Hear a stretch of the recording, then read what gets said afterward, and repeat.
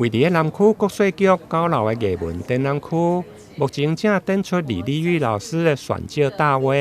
虽然李老师接受选照的大画只有2-3档，不过伊的作品对风景、人物到动物拢有。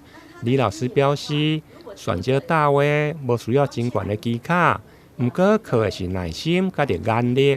钻石贴画，我接触它也是这2-3年的事。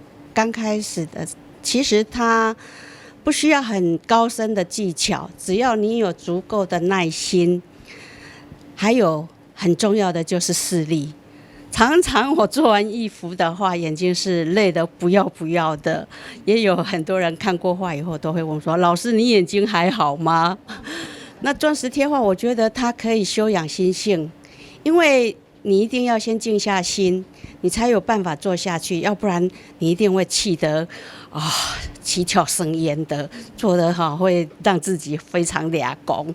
那刚开始我也是像小学生一样，刚开始接触它的时候，一直很想要赶快把它完成。我觉得有点到了废寝忘餐，而且欲罢不能。你做完你想说好，我今天做到这里，但是你会一直忍不住就一直做下去，一直做下去。李老师即届受南区国税局的邀请，并且伫日前举办开幕式。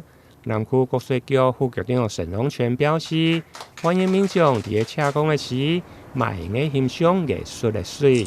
今天很难得邀请到李老师来我们南区国税局总局9楼的艺文走廊做展览哈。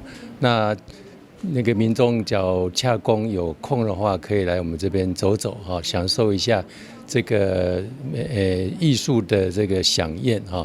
那钻石贴画呢，这个非常的不容易啊，因为除了要有耐心以外，本身的创作的美感都要有具备这样的一个艺术的天分，才能完成这样一个美好的作品哈。希望民众来这边洽公的时候，可以来这边来看看我们李老师的一个个展。李老师因为自细汉就对中国结甲着剪纸真有兴趣，真够运用这种的美材进行拼接甲着堆叠。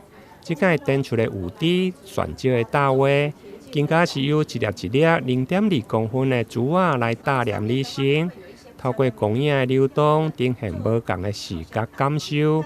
这项的展览对今日起将展到12月25。欢迎介意艺术的民众会用来前往参观。台南新闻李英根采访报道。